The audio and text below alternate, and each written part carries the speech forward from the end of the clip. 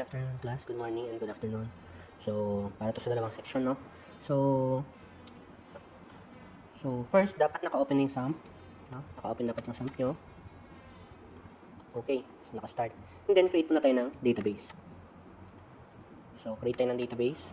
So, in this case, DB phone book yung papangalan natin. Okay, already exists kasi naka-create na ako kanina.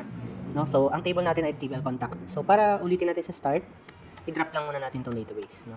So, DB phone book. So, create tayo ng DB phone book here, and then, create. Yan. So, table natin ay TBL contact. And then, meron tayong ID, name, address, and contact. So, naka-varchar lahat yan, maliban sa ID. And then, yung ID natin ay auto-incremented. No, yan. So, i-run lang natin yan. Then, meron na tayong database. No, may table na tayo existing. So, now, buksan natin si VS Code.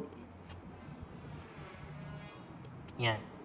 So, wala pa tayong app, no? Gawa tayo ng app ngayon. So, dito sa htdocs ng ating SAM folder, create tayo ng new folder. So, ang pangalan natin ay phonebook. Phonebook. Yan. Okay. So, kikita nyo wala pa siyang laman, no? So, pag binuksan natin dito yung phonebook, no, i-reload natin yan. So, makikita natin yung directory. No? So, ngayon, gagawa tayo ng another directory. Pwedeng dito mismo sa directory nito, or pwedeng dito sa ating VS Code. No? So, try natin sa VS Code na. So, open tayo ng folder na kung pwede dito or pwede dito, file, open, folder. Then, hanapin natin si SAMP, no? htdocs. Yan. So, hanapin natin si phonebook. Ayan siya. So, siya yung ating active folder dito. So, nakikita nyo wala pa siyang laman, no? So, maglagay ako ng another folder sa loob niya. Ang pangalan, include. No? Yan. So, pag check natin dito, magkakaroon ng, sorry. Reload natin. Ito may folder na include. No? So, ngayon, para matanggal to, dapat meron tayong index file kasi ilo-load na agad ni server si index. So, new text document tayo dito or pwede rin dito tayo sa VS Code. So, file new, ito, new file, no? So, index.php. Yan. So, nasa labas siya, no? Wala siyang laman. Nasa labas siya nitong include. Ibig sabihin, nandito siya sa phonebook. So, check natin dito. Ayun, created siya. So, wala pa siyang laman. Lagyan natin siya ng PHP. Yan. So, try lang natin kung ano nang mangyayari dito. Dapat, hindi na natin makikita itong directory list dito. Yan. Okay, wala na, no? Okay. So, next, no, gawa tayo dito ng config file sa loob naman ng include folder. Yan. So, config.php. No? So, config.php. So, anong code ang lalagay natin dito? Siyempre, yung configuration natin. So, php. Yan. So, una, gawa tayo ng variable para sa server. No? So, localhost. Next, gawa tayo ng variable para sa ating username. Root, no? So, and then password blank, no? Para sa ating database, tb is equal to tb phonebook. Yan. And then, mamaya sa connection string natin, pwedeng i-recta natin doon or pwedeng gawa rin tayo ng variable para sa driver. So, dsn para sa driver. So, ito ay MySQL. Tapos, ang host ay itong localhost. So, dahil meron tayong variable para sa host, hindi na natin type yung localhost, no? SVR na lang. SVR. Tapos, para sa database, DB name is equal to DB na lang, yung variable na DB, no? Yan. Okay, so, and then, magta-try and catch tayo ngayon. Try and catch. Oops, sorry. Catch. Yan. So, dito muna tayo sa try. Dito na nilalagay yung connection string natin. So, variable para sa connection. And then, new PDO. Tapos, yung pagkasunod-sunod, yung DSN muna or yung driver. So, itong MySQL lahat, hindi tayo gagamit ng variable. So, dahil gumamit tayo, lagay na lang natin si DSN. Next, yung ating, dito, username. So, uname. And then, yung ating password. Yan. So, next, extend natin siya lagyan natin siya ng attribute. So, PDO, dalawa to noon, na-explain ko na to last time. ATTR, error mode, tsaka PDO, error mode naman. Error mode, exception. Yan. Okay yan. So, goods na yan. So, ngayon, pag okay to, nakita na yung server na goods, meron tayong username na root, and meron tayong password blank, and meron tayong database phonebook. So, may connection na tayo.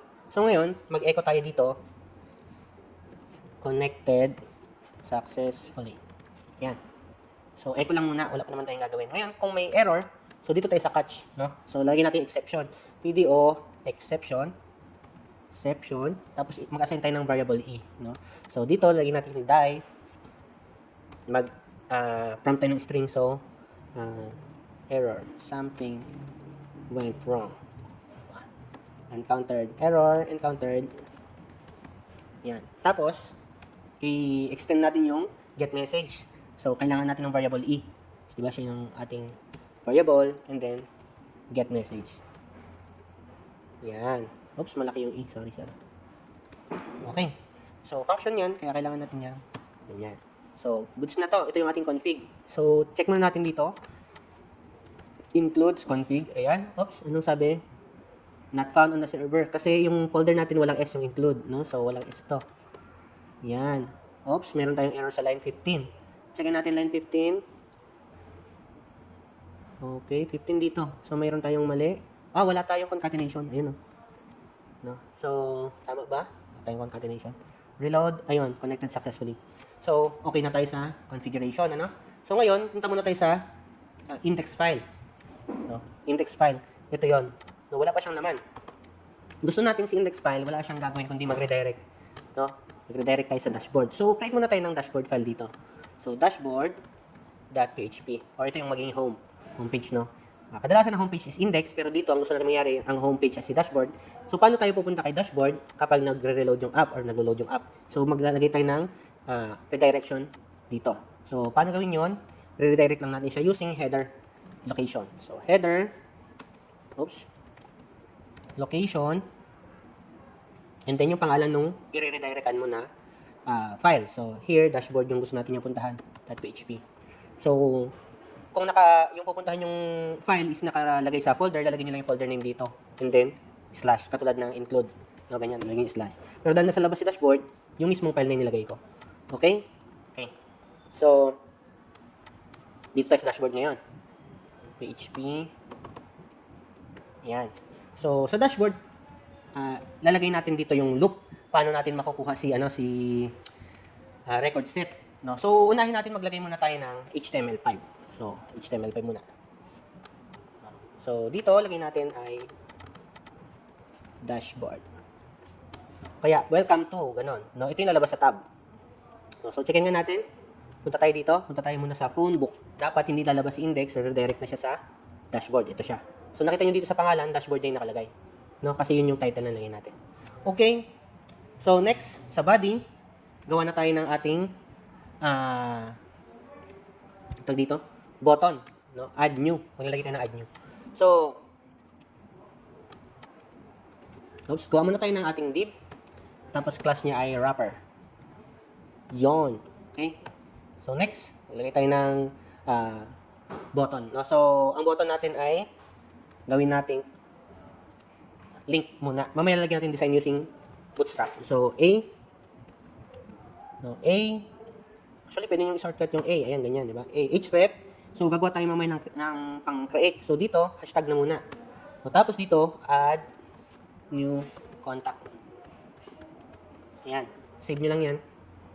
No? Mamaya hahaba yan kapag nilagay na natin ang Bootstrap. So, add new contact. Okay? So, pag click natin yan dito, meron tayong add new contact dito. No? Okay? So, next, baba tayo. Wala munang design. Sample lang yan. So, i-include natin ngayon si config. So, paano gawin yun? Meron tayong 4 ways. Meron tayong include, at saka include once. Meron tayong require, at saka require once. So, here, i-require once ko siya. Require once. Yan. So, require once. So, ngayon, ano yung pangalan ng i-require nating code?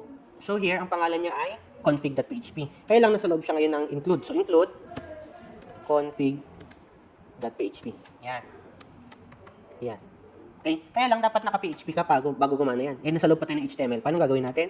Maglalagay tayo dito ng PHP code. Yan. Yan. Para PHP file siya. Okay? PHP. Ayun, nag-iba yung kulay nito, di ba? So, here, gagawa na tayo ng query. So, variable para sa query natin is equals to select all, no? Select asterisk from TBL contact. Yung ginawa natin kanina. Okay? So, checkin natin ngayon kung gagana ba yung query, no? So mag-i-if tayo. If condition, yan. So dito sa una nating condition, gagawa tayo ng variable para sa result, no? So ang variable name result na din. No? So lalagyan natin siya laman. Ano yung laman ni result? Ito yung laman nitong table. So paano kunin 'yon? Kunin natin yung connection string natin. So con, ito yung laman ng config, si con. Ito siya, no? So si con, and then extend natin sa query, okay? Tapos yung query, pwede nating ilagay itong query na to select asterisk from dito sa loob nitong query. Pero dahil gumamit tayong variable, yung variable name na lang. Okay? So meron na tayong condition. Kaya lang, may another condition tayong gagawin kasi checkin natin may laman ba o wala. No? Kasi ito, pag nag-select siya, pwede mag-return ng result set na 0. Diba? So kailangan meron tayong another checking, no? Yan. So dalawa na yung ano to, nested to na sa loob ng if yung if. Okay? So if si result set, if yung result natin, ang record count niya, oops, malaki yung C, ay greater than sa 0. Ibig sabihin, hindi null, no? Hindi null yung result set. So mag-e-echo tayo ngayon ng dito. Mag-echo muna tayo. May laman. May laman. Okay? What if walang laman? So, saan natin lalagay yon? Sa else. No? Dito yun sa else. Nitong ito. So, ang else niya dito. Oops. Else. Yan. Echo. Walang laman. Yan. So, checkin muna natin. Punta tayo sa dashboard. Reload. Oops, meron tayong error. Checkin natin anong number. Line 19. Call undefined. Video statement record count. So, checkin natin. 19. Ito.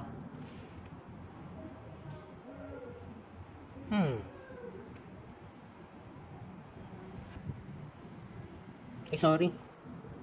Row count pala ito. Yan. Reload. Ito, connected successfully and then walang laman.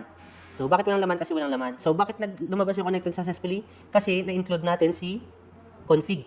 So, here, ito yon. So, tatanggalin na natin tong connected successfully dito. No? No, i-comment out na lang natin siya. So, pag ni-reload natin to, walang laman, sabi niya. Okay? So, paano kung may laman? Dilagyan nga natin dito sa backend. So, try natin mag-insert. No, isa, Naruto Uzumaki. Address, Konoha, Japan. Dito ay 09123456. So, insert lang natin to. Go. Okay? So, may laman na tayo. So, check natin dito sa dashboard kung lalabas pa yung walang laman. So, nakalagay may laman na. No, may laman. Okay? So, ang gusto natin mangyari, i-display natin yung laman. Dito. Tatanggalin na natin yung echo natin na may laman. No? Tanggalin natin yan. So, paano natin lalagay dyan? I-English na natin itong walang laman, ha? No record found. Yan. So, gagawa tayo dito ngayon ng HTML elements. I-echo natin siya from PHP. Hindi tayo gagawa nitong ganito na HTML recta. No, i-echo natin siya. So, echo muna tayo. Yan. Yan. Maraming echo to eh. So, table. No? Yan, table. Yan. Tapos, copyhin natin yan kasi kailangan natin ng closing tag ng table. Yan. So, sa loob ng table, meron tayong headers at saka body, no? So, gawa muna tayo ng headers. So, echo, i-paste na rin natin ito. Pwede natin ito na t-head. Yan, t-head. So, copyhin natin ulit yan. Lagyan natin ng closing tag. Yan, t-head. Ano natin siya, inserted. Yan, t-head. Okay? So, next, gagawin naman natin siya ng tr. No? Echo tayo ulit yan. tr. So, closing ulit, tr din. tr. Okay? And then, sa loob ng tr, yan na. Dito na natin lalagay yung th o yung ating pinaka-title doon sa ating headers. No? Yung header ng table, so, lagay natin dito ay th. No? Yan. So, itong th, dito ko na rin, isa-same echo ko na rin yung kanyang closing. Yan, ganyan. No? Tapos dito sa gitna niya, dyan natin ilagay yung text kung ano yung gusto natin ilagay. So, ilagay natin dito yung ID.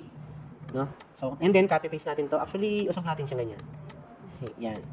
Paste, paste, paste. So, ID, name, address, saka contact. Contact. No? So, okay na yan. So, yan. No, wala pa tong ilalabas na record, no? Yun palang headers niya. So, yung ID gawin nating malaki. ID, yan. Or gusto nyo hashtag na lang. No? Hashtag. Tapos dito, gagawa tayo ng action. No? Action. Anong gagawin niya? Add, edit, delete. Or view, edit, delete. No? Kasi meron na tayong add button dito sa taas kanina. So, meron na tayong table para sa crudes. No? Ayan.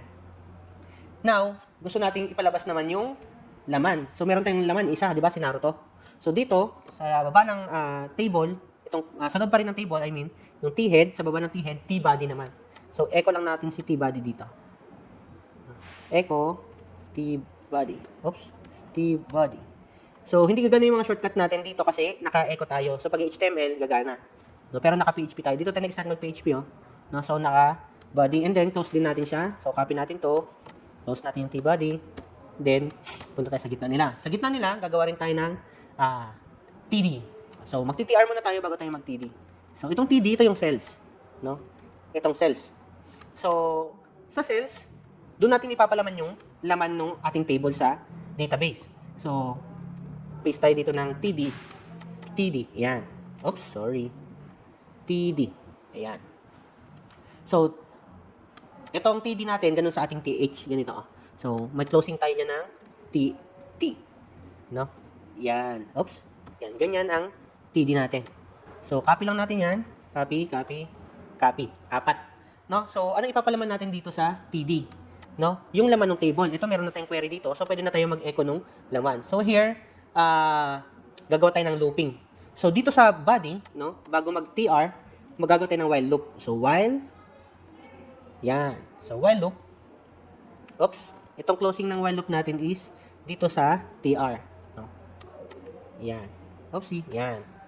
So, ibig sabihin, itong TR, yung isang row ng ating table, no? Isang row ng table sa HTML. So, ito, ilulup natin yung cells sa loob ng bawat row. So, gagawa tayo dito ng row. Variable row is equal to result. Ito yung result natin kanina. Ito, yung variable na result. Tapos, fetch. Yan, si fetch function. So, dito, pwede na natin i-attach yung ating row. Ayan, so, lagyan natin ng dalawang period. Ibig sabihin, concatenated yung ilalagay natin dito. So, maglalagay tayo ng $sign. And then, sorry.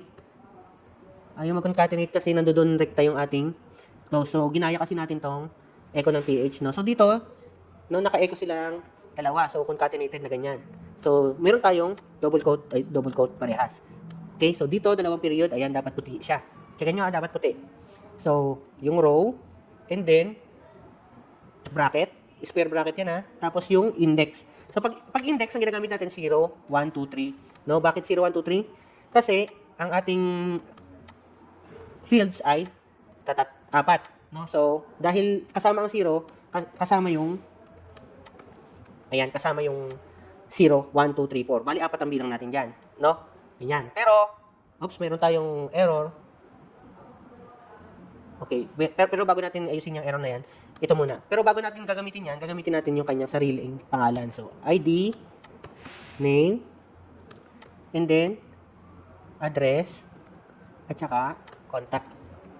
Ito yung pangalan dun sa, dito, database, sa field name natin doon. So, save ko muna, reload natin. So, checkin na natin tong line 33. Line 33, sabi niya. Ito, wala tayong semicolon. Ayun, no? Oops, line 44. Ito na naman, wala tayong semicolon. Ayan. So, nakita nyo na, ito na yung table natin. Si Juan, si Naruto, taga-Konoha, tsaka yung contact. Sir, pwede ba natin pagpalitin si address at contact? Pwede naman. So, dito contact. Kasi mas mahaba yung address, sir, kaysa sa number. So, dito address. Pero pagpalitin nyo rin siya dito. No? Kaya lang, pag ganito, madali siyang pagpalitin, di ba? Kasi pag gumamit kayo nung index, 0, 1, 3, 2 na yung gagawin nyo dito. Ayun, no? Napalit siya. Okay? Tapos, meron pa kayong isang gagawin. No? Mag-echo rin kayo ng TD. No? Dito sa... dito. Action. Kasi wala kayo nilagay. Dito, pinaghiwalayan ko sila yung kanyang opening closing. Hindi ko na pinagduktong na ganyan. Bakit? Kasi maglalagay tayo ng links. No? Yung edit, view, edit, delete. No? So, dito, maglagay tayo ng anchor tag. Hashtag muna. No? Hashtag. Huwag na natin lagyan. So, dito maglagay muna tayo ng view. Dito ay edit, dito ay delete.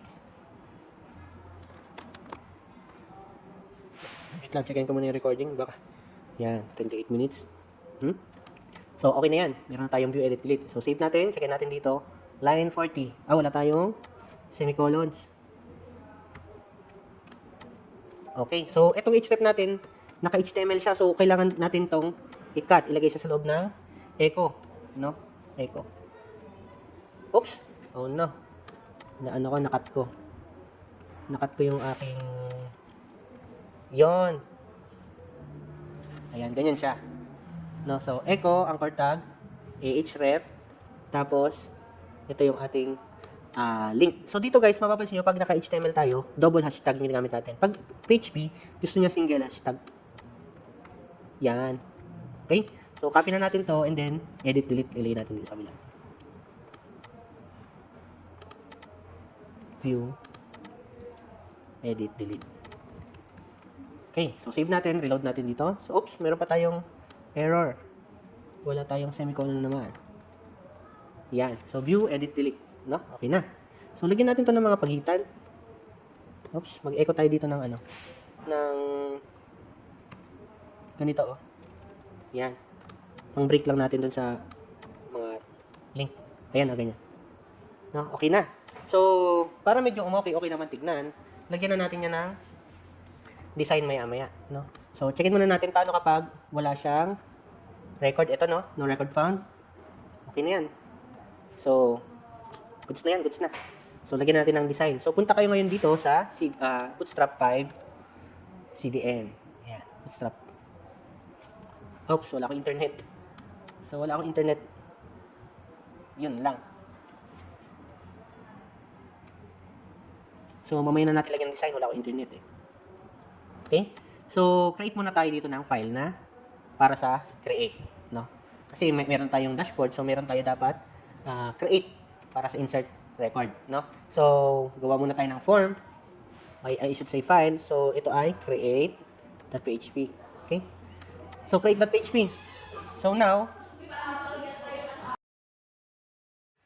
okay, so next, gagawa tayo ng create page. Okay, so create page. So, internet na tayo. So, pupunta lang tayo sa Bootstrap. No? Oops. Sorry. Bootstrap CDN. Checkin natin. Kunin natin yung Bootstrap. Yan. Checkin na natin to. Then, kunin natin yung CDN para sa CSS and JavaScript. No? So, copy lang natin yan. Lagyan natin dito. So, dito, gawa mo natin HTML5. Tapos, lagyan natin yun sa head. Okay? And then, yung ating script.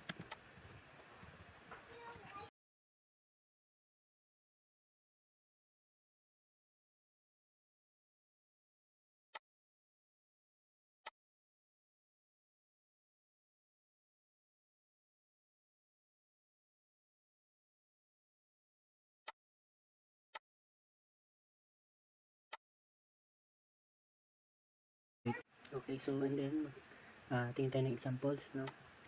So, checkin natin ito. Examples. Tingin tayo ng forms. Para sa mga forms. So, click tayo ng headers. So, actually, kunin na natin yung pang dashboard na. So, click tayo dito ng dashboard. Ito, dashboard. Ayan. No? Ganda naman yung tsura niya. So, dito yung part ng pang dashboard natin mamaya. Pero, form pala muna tayo, form. So, hanap tayo ng form. Okay. So, search natin dito, form. No? Yan. Ito, meron tayong example dito.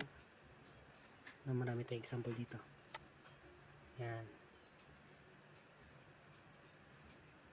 So, yan, napakaraming example. So, ang kailangan lang natin itong umpisa. Yan. And then, post natin siya dito sa body. Ito. So, ilagay natin itong buong to. Itong lahat ng to. Sa loob ng form. Kasi hindi siya nakalagay sa form. Sabihin nyo dito, wala siyang form dito. No? So, para ma-process natin mamaya yung form. So, sakat natin yan. Ilagay natin sa loob ng form. So, form. Yan. Then, paste natin sa loob. Yan. Tapos yung form natin, lalagyan natin yan ng method. is equal to post. No, yan. Tapos yung action, gagawa tayo ng separate PHP file mamaya, which is insert.php. No, so yun yung tatawagin natin pagka-activate natin ng form. So paano ma-activate yung form? Kailangan natin ng button. So input, type, submit. No, hanapin yung input, submit dito. Ayan.